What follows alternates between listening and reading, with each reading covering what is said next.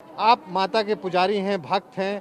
ये कहा जाता है कि माँ तारा का आशीर्वाद जब तक नहीं मिलता तब तक कोई भी बंगाल की सत्ता पे नहीं बैठ सकता। तो शायद यही कारण है कि 19 तारीख को अमित शाह जी यहाँ आने वाले हैं, 3 जनवरी को ममता बनर्जी आने वाली हैं। तो आपको क्या लगता है? एक्चुअली क्या है कि बीरभूम गोटा पूरा वेस्ट बंगाल में एक बहुत ही अच्छा कॉन्स्टिट्यूंसी है जहाँ पर सभी पार्टीज़ के लोग सत्ता में आने के लिए चाहते हैं। तो इसलिए ममता बनर्जी तो आते हैं तो हम हमारे काम का ही है। और जो आप बोल रहे हैं कि अमित शाह आ रहे हो तो इसके बारे में हम कुछ नहीं बोल सकते आपको। मैं ममता बनर्जी आएंगे, माँ के पास से आशीर्वाद लेके जाएंगे और वही सत्ता पे फिर से आएंगे। यहाँ ये भी पता चला कि बंगाल में वोटिंग से पहले दीदी देवी का आशीर्वाद लेना कभी नहीं भूलती। बिना देवी का नाम लिए दीदी पर्चा तक नहीं भरती। 10 सालों से बंगाल के सियासी दुर्ग पर दीदी की विजय पताका फहरा रही है। सत्ता दिलाने वाली देवी की शक्ति में जितना भरोसा दीदी को है उतना ही ममता के धुर विरोधी खेमे को। खुद अमित शाह तक यहाँ हाजिरी लगा चुके हैं। जिस धाम से सत्ता की कुर्सी का किस्सा जुड़ा है उस देवी धाम में बंगाल के सियासी संग्राम का शोर भी है। भक्तों की भीड़ आगे चलकर वोट में तब्दील होगी। देवी किसे जीत का वरदान देंगी ये कहना मुश्किल है, लेकिन जनादेश किसके साथ है इसके सबूत भी मंदिर में ही मिलने लगे। बिना माता के आशीर्वाद से ये दुनिया पृथ्वी चलने वाला नहीं है।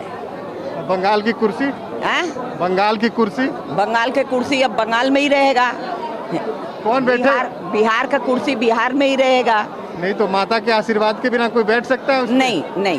दावा हूबहू वैसा था जिसे सुनकर हम दिल्ली से यहाँ तक आए थे, लेकिन अब भी वो शक्ति आंखों से ओझल थी जो सत्ता दिलाती है, जिसकी महिमा से सरकारें बनने और गिरने के दावे किए जाते हैं। यहाँ जो भी मिला वो उसी शक्ति का गुणगान करता मिला। खैर, सत्ता और शक्ति के रहस्यों के बीच हमें मतदाता के मूड मीटर का भी पता चला।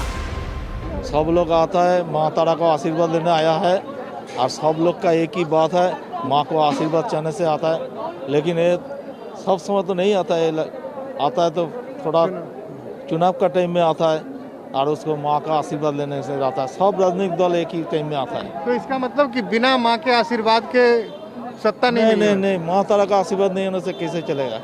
माँ तारा का आशीर्वाद होता है। बंगाल में और बहुत श्री रामकृष्ण देव का बेलूर मठ है, दक्षिणेश्वर है, आद्यापीठ है। सब जगह अभी जितना नेता लोग है सब जाता है, माँ का आशीर्वाद लेता है और वो लोग सोचता है जो चुनाव में कैसे हमको चला जाएगा, पार हो जाएगा, यही सोचता है।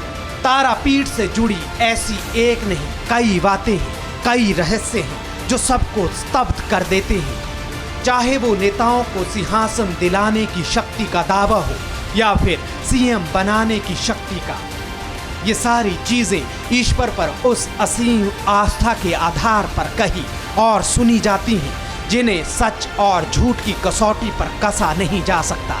हमारी पड़ताल यहीं पूरी हुई और हम निकल पड़े अपनी अगली मंजिल की तरफ। तारापीठ मंदिर, बीरभूम, पश्चिम बंगाल से श्रीनिवास, टीवी 9 भारतवर्ष।